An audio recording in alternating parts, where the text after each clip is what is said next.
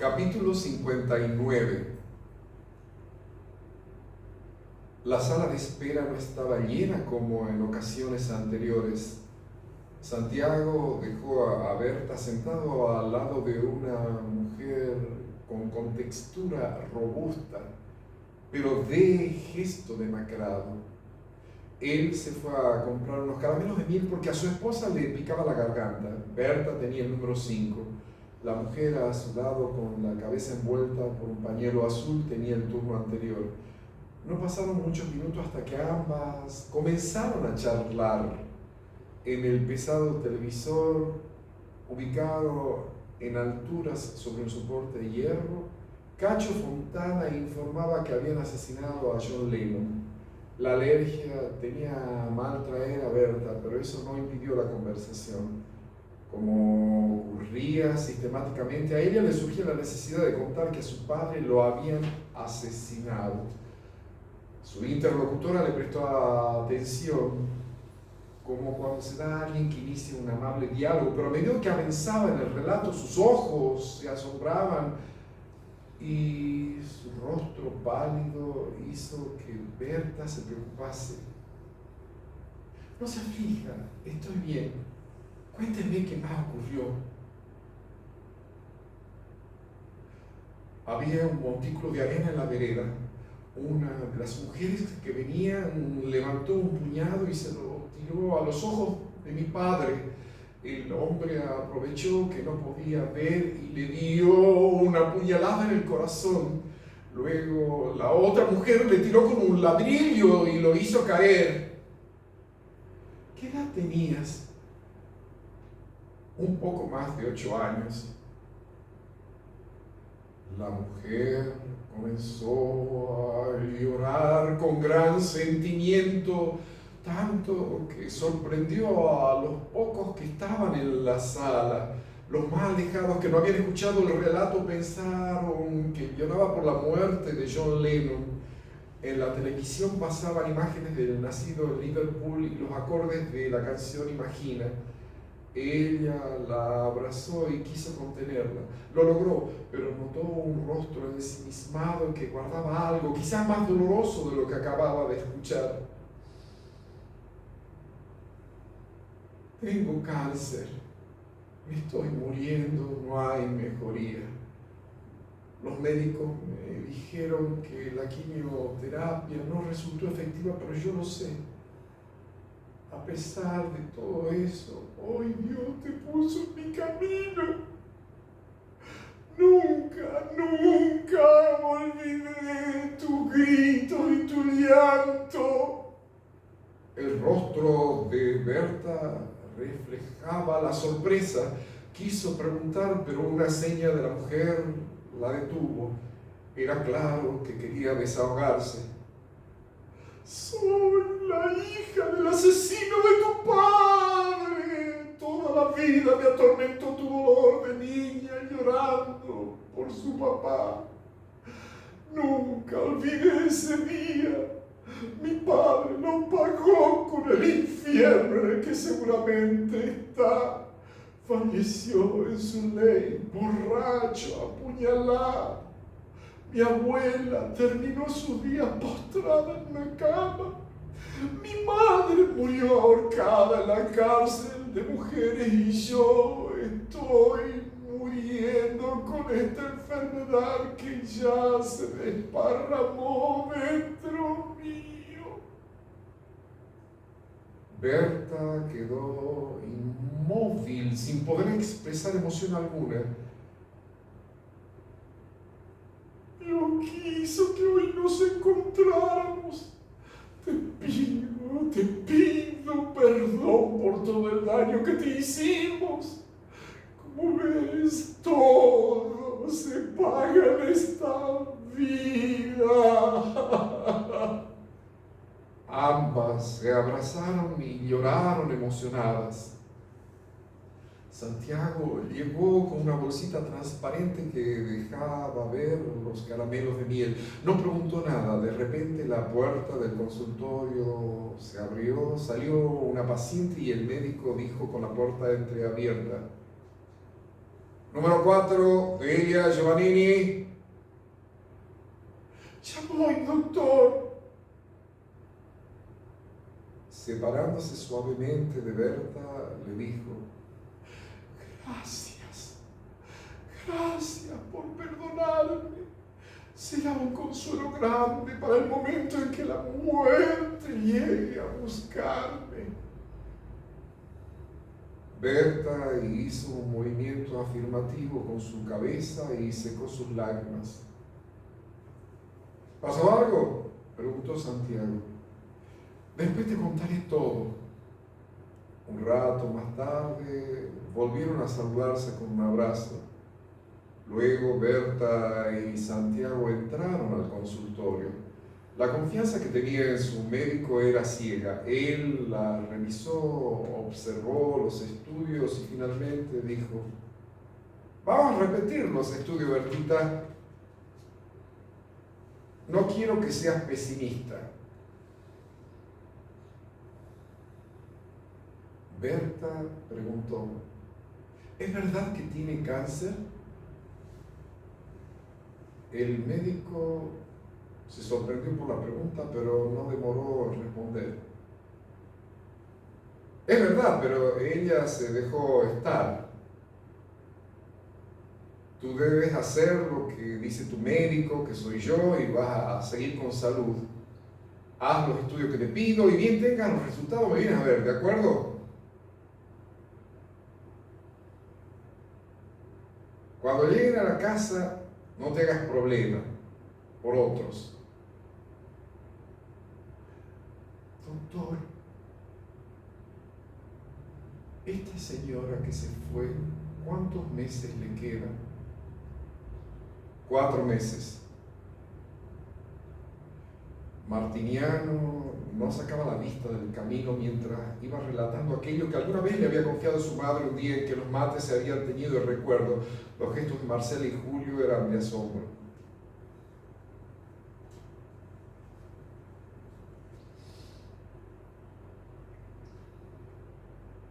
Berta, que volvió al médico 3 meses después, cuando el doctor abrió los estudios, luego de darle una reprimenda por la demora, comenzó a llorar y le dijo que probablemente era tarde, que había que operar de urgencia un cáncer de útero y que él mismo la intervendría de inmediato. Berta, con 33 años y 5 chicos, le dijo que le diera unos días para definir con quién iban a quedar. ¿Y papá?, preguntó Julio. Papá está más afectado que ella. Ustedes saben cómo era él para estas cosas. Incluso nunca lo habían operado, ni siquiera de apéndice. Mamá habló con uno de los hermanos de papá para que asegurara que nos hicieran estudiar a todos. Su temor era que nos llevaran al campo y nos dedicásemos a cultivar batatas en vez de agarrar los libros. Afortunadamente, cuando el médico operó a mamá, se encontró con que el cáncer se había circunscrito al útero. Lo extirpó. Nuestra madre pudo cumplir con su cometido de criarnos y hacernos estudiar. Justo en la finalización de ese relato, fue interrumpido por una voz sesiosa, españolizada, que le ordenaba girar. Estaba tan desacostumbrado al GPS que trajo su hermana, que en vez de girar siguió derecho. ¡Tenías que girar!, le advirtió Marcela. Lo sé, pero ahora los otros autos me vienen soplando la nuca, no puedo regresar. Mientras decía esto, la dulce española repetía de manera mecánica: recalculando, recalculando, recalculando. No te hagas problema, hermanito, ella te dará nuevas instrucciones. Y todos rieron de la ocurrencia hasta que Marcela recordó: atención, escuchen las instrucciones para que retomemos el camino. Ok, como usted diga, señorita, respondió Martiniano mientras el aparato hablaba y marcaba el nuevo itinerario. No soy fanático de los GPS, prefiero la vieja y sana costumbre de preguntar o guiarme con un mapa.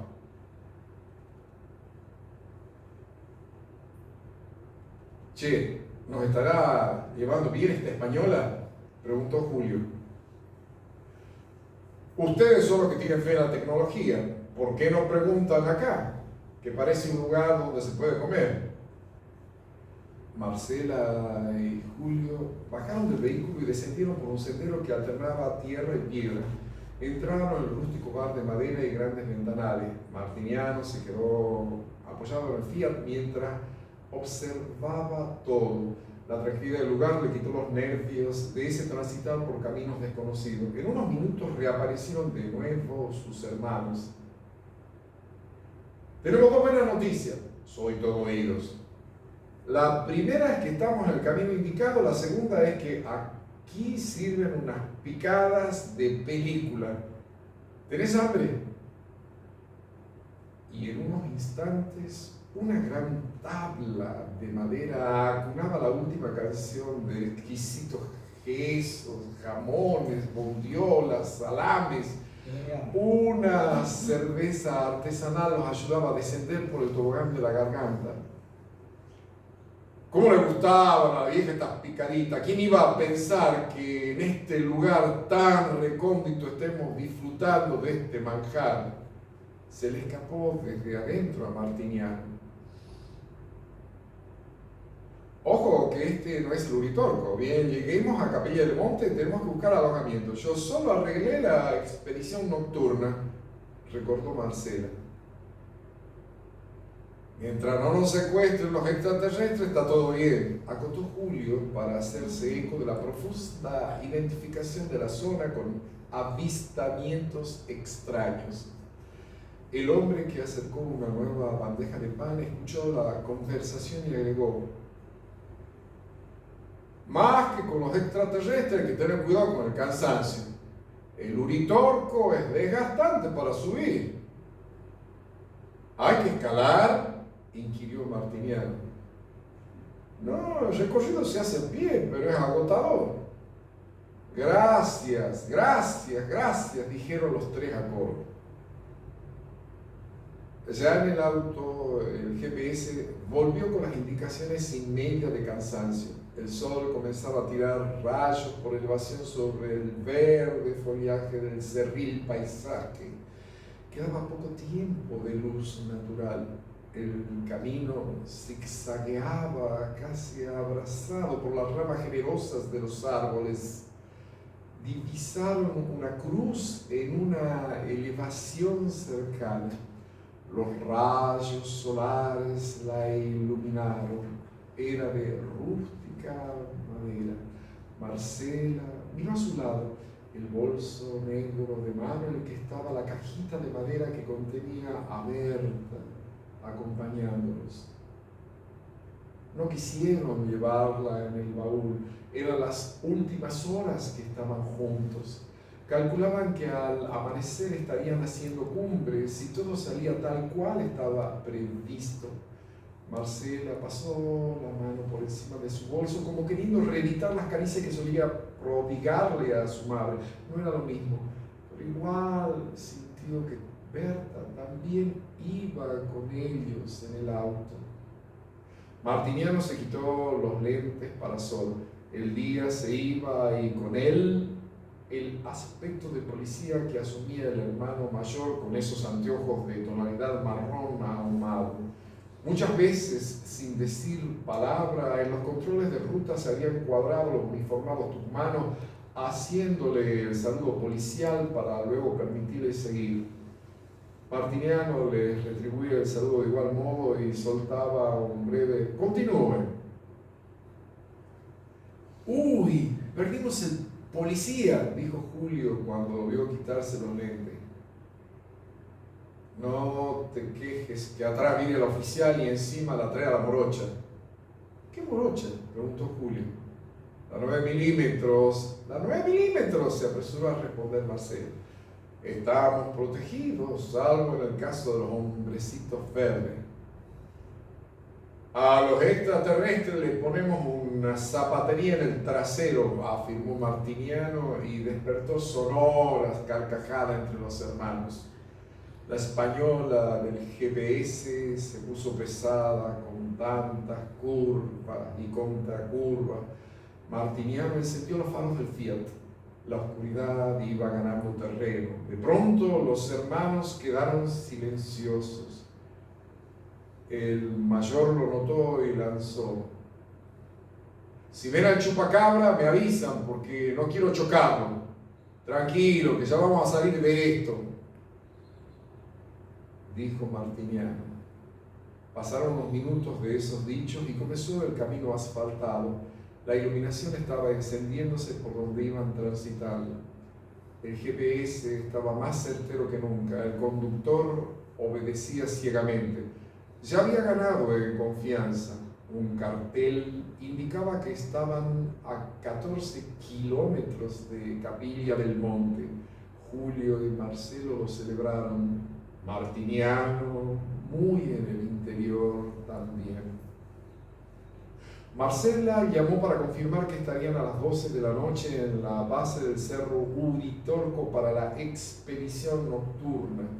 La jefa de la excursión le aconsejó que llevaran calzado adecuado, linternas y abrigo porque durante la noche descendía mucho la temperatura. Cuando cortó, se lo comunicó a sus hermanos. Él observó que había llevado zapatillas de tenis y que no cargaba nada para abrigarse. Unos momentos después, una bifurcación en la ruta señalaba el ingreso a la ciudad y un cartel decía: bienvenidos a Capilla del Monte. Marcela nuevamente tocó el bolso y le dijo a Berta, como si ella se hubiera dormido en el viaje: mamá, mamá, ya estamos más cerca. Capítulo 60. Daba pequeños pasos. No sabía si era por la emoción o la simple tradición de hacer más ceremonioso el ritual. Jacinto la llevaba del brazo. Se convirtió en un verdadero padre luego de la accidental muerte de Hansel. Minutos antes, su suegro le dio ánimo en la entrada de la parroquia. Esa mañana, Virginia e Ingrid la ayudaron a vestirse y arreglarse. Salió de su casa como correspondía a los mandatos de la tradición. Nicasio no había visto el vestido. Lo hacía en ese momento en que ella parecía salir de la propia luz del sol que iluminaba generosa la puerta del templo. Las pesadas hojas de algarrobo y los largos bancos, también de noble madera, estaban repletos. En los laterales de la única nave de la que constaba la construcción había mucha gente de pie, entre invitados y curiosos. María observó de reojo a su suegro. Era un hombre fuerte y protector, al igual que su padre. Cerró los ojos un instante y se imaginó que era ese robusto alemán quien la conducía hacia el altar, en donde su amado la esperaba ansioso. Nicasio vestía un traje azul intenso, con un moño del mismo color y una camisa blanca y almidonada. Unos gemelos de plata relucían al final de la manga. El muchacho se había dejado un fino bigote para parecerse más a Jacinto. Su madre, quien por su condición de madrina estaba junto a él, lo miró orgullosa. En los primeros asientos, Dolores, Consuelo e Ingrid observaban con la fantasía de las jóvenes que sueñan con su propio casamiento. Nicasio volvió la mirada hacia Virginia y la vio más joven, llena de vida. Atrás había quedado el rencor por la aventura con Rogelio. La relación con su padre había tomado nuevos bríos, al punto que se había hecho común verlos prodigarse muestras de afecto. El viejo órgano que habían traído los inmigrantes españoles luego de la construcción del templo comenzó a sonar con la marcha nupcial. También resaltaba en un lugar de privilegio la bella imagen de la Virgen del Mar, patrona de Almería. María descubría a su paso los rostros sonrientes de muchos vecinos, amigos, pero también los gestos fingidos de aquellas que vivían con tristeza el casamiento de un buen partido. La muchacha se sintió afortunada, más allá de la cercana pérdida de sus padres. Tenía el cariño y la contención de sus suegros y el juramento de Nicasio de hacerla feliz. ¿Qué más necesitaba en este mundo? El muchacho también se sentía dichoso. El corazón le golpeaba en el pecho como si fuera un bombo interior dando vida a una chacarera. Lo único que lamentaba era la ausencia de Justino, el querido amigo de su padre. Lo había visitado en Salta unas semanas antes. Al cruzar el río Juramento, sintió la alegría de poder estar cerca de quien tantas cosas le había enseñado. El abrazo duró una eternidad. Se emocionó al ver que Aurora estaba embarazada. También fundió en un abrazo con ella. Justino ya le había susurrado al oído: ¿recuerda que acaso de Roque Rodríguez?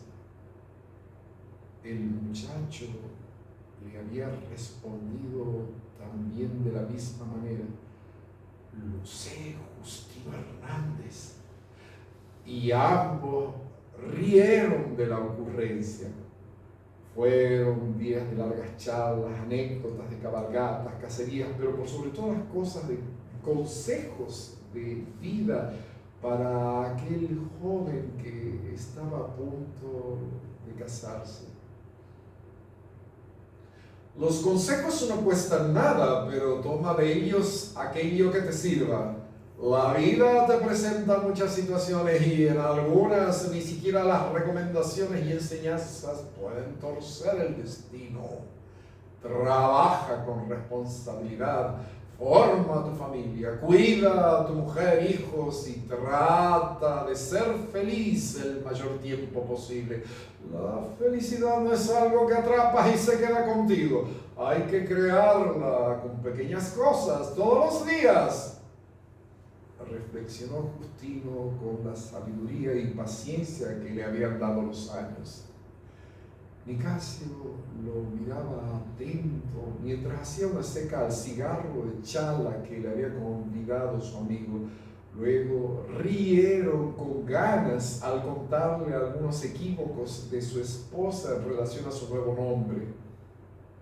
Fue hasta que Aurora se acostumbró a llamarme Roque. Por eso, si el chaval que viene en camino es varón, se llamará Justino. Nicasio celebró la ocurrencia y le prometió que iría al bautismo en compañía de María, que para entonces ya sería su esposa. Aurora transitaba en ese momento el 6º mes de gestación. Los amigos no se habían visto desde aquella furtiva huida. Jacinto y Virginia habían ido al casamiento en Salto, simulando un viaje para comprar ganado. Allí recordaron juntos las vivencias comunes del pasado. Los amigos que habían cruzado el océano para radicarse en la localidad de Los Naranjales estaban unidos por ese nacimiento en Almería y por el férreo trabajo para hacer de la estancia un lugar próspero que le diera trabajo a los nacidos en el país que los recibió. ¿Cómo ¿cómo se podrán contentos mis padres cuando se enteren del embarazo de Aurora? Que el entusiasmo no nos delate, advirtió Justino. De eso no tienes que preocuparte. Una vez a la semana llevo flores de la estancia hasta tu tumba, que no son las únicas. A veces llego y hasta encuentro velas encendidas. Agregó Nicasio, estudiando la expresión de su amigo, quien nunca revelaría que allí descansaba sin paz el cruel comisario Clemente Vargas. Me place mucho escuchar eso. Eso quiere decir que la gente me quería mucho. ¿Qué es de la vida de Braulio? Es el mejor alumno que tuviste y lo demuestra todos los días. No, el mejor estudiante que tuve fuiste tú, Nicasio. Ahora estás hecho todo un hombre y te vas a casar con una hermosa mujer. ¿Cómo está María? Está mejor, pero estuvo muy triste porque en solo unos meses perdió a su padre. Doña Paula sufrió un ataque al corazón mientras barría el patio. La muerte a veces cae sobre uno como si fuera un rayo. ¿Y qué pasó con Hansel? A él lo picó una víbora de coral. La pisó mientras iba apurado al baño. Estaba entreverada con unas hojas secas de un duraznero que se había desgajado por el peso de la fruta. ¿Dónde lo picó? En el tobillo. ¿No se hizo un torniquete? Sí, pero no lo ajustó lo suficiente y el veneno corrió muy rápido. Destino fatal, pobre alemán.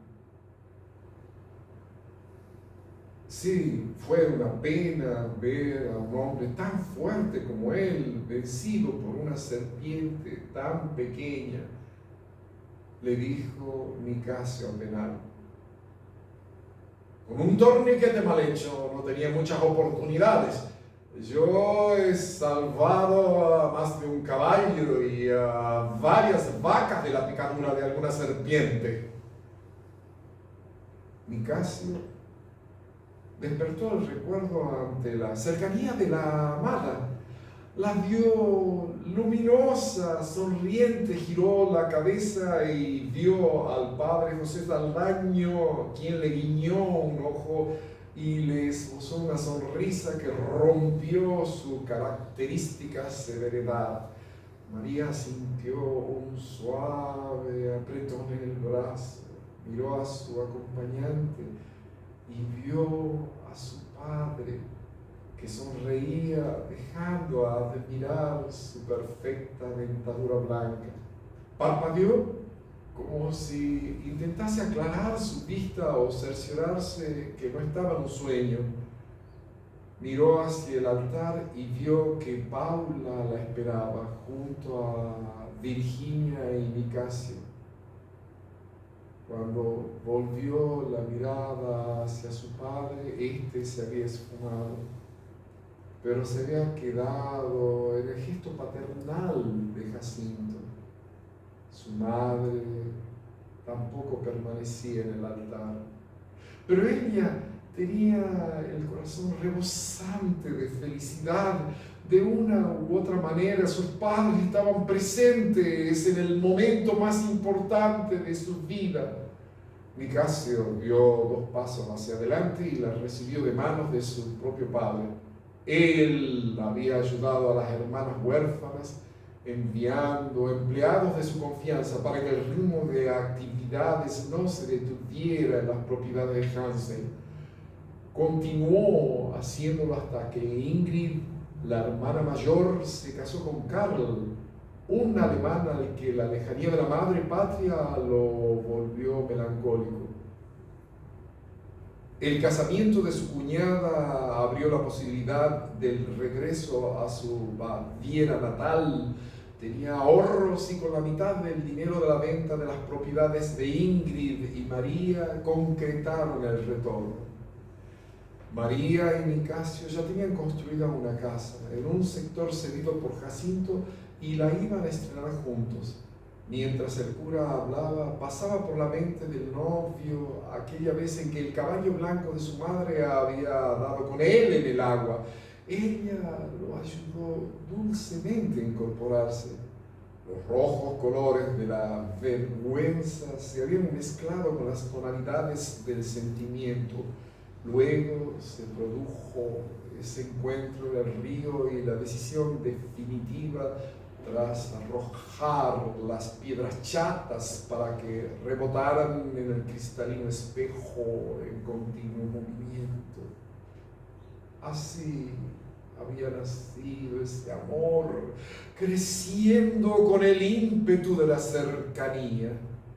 El sacerdote recomendaba los deberes de cada uno, mientras ellos asentían con la cabeza. María evocaba aquel día de la bandera en el que la señorita Aurora los había elegido para el honor de izarla. La maestra les había ordenado que llegaran hasta el mástil de la mano. Tenía la misma sensación al tomar contacto con el novio, que le colocaba el anillo que simbolizaba esa unión. Lo hizo con suavidad, como si tuviera miedo de dañar una fina porcelana. Luego ella también cumplió con ese ritual. La Virgen del Mar parecía sonreír.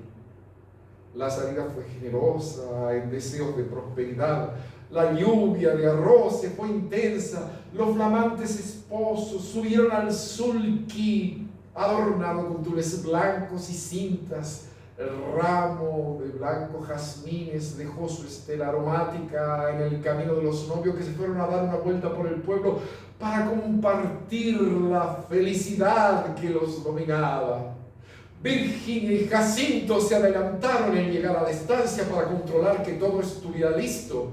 El movimiento era febril, los asadores con los animales estaqueados y casi a punto, las mucamas, peones dejando las mesas, sillas acomodadas en el interminable patio, manteles blancos, servilletas, vajillas, cubiertos, copas y centros de mesas hechos con flores naturales daban cuenta de la importancia del acontecimiento. Se casaba el único hijo varón de la familia Rosales. La plaza del pueblo, con los feriantes en constante venta, pareció detenerse ante el paso de los novios. Un elegante caballo era el encargado de conducir con altanera gallardía a la flamante pareja de esposos. Desde los campesinos de tierra adentro hasta las comadronas acostumbradas a entrenar su lengua a fuerza de chismes, se quedaron boquiabiertos. Las jóvenes cortejanas por sus novios aprovecharon esa imagen para echar miradas desafiantes a aquellos que permanentemente esquivaban pronunciar la palabra casamiento. Los niños corrían en medio de la gente, entremezclados, aquellos que iban a la plaza con su ropa de paseo y los que, incluso descalzos, acostumbraban a disfrutar del barullo de la feria y comer alguna empanada frita. Asomaban sus cabezas entre los adultos que observaban el lento pasar del sulky. La mayoría elogiaba a la pareja, pero no faltaban aquellas que, acicateadas por la envidia, no encontraban bella a la novia o a su vestido hermoso blanco. María sonreía mientras cruzaba miradas con Nicasio. El joven se sentía dichoso de unirse a esa mujer que amaba. Algunos amigos de su edad gritaban: ¡María! ¡Nicasio! ¡Nicasio! ¡Nicasio! ¡María! ¡María! Repetían sus nombres hasta que la pareja los saludaba con el movimiento de sus manos. Muchos se apresuraron porque sabían que tenían que estar en el lugar del festejo antes de la llegada de los novios, a fin de recibirlos con aplausos y vivas. La gran alfombra verde de césped sobre el que se ubicaban las mesas le daba un toque natural y muy campestre al acontecimiento. Los novios llegaron entre aclamaciones, muestras de inconmensurable cariño. Jacinto, Virginia, Dolores y Consuelo los recibieron cuando el sulky se detuvo. Un paso atrás estaban Ingrid y Carl. Todo era felicidad. Los invitados de pie junto a cada una de las mesas circulares aplaudieron su llegada. Una vez que todos ocuparon sus lugares, Jacinto hizo sonar su copa con una pequeña cuchara. Todos se sumieron en silencio y prestaron atención. Hoy es el día más feliz de mi vida. Se casó mi único hijo varón, Nicasio, quien me dio en este acto a una nueva hija, María.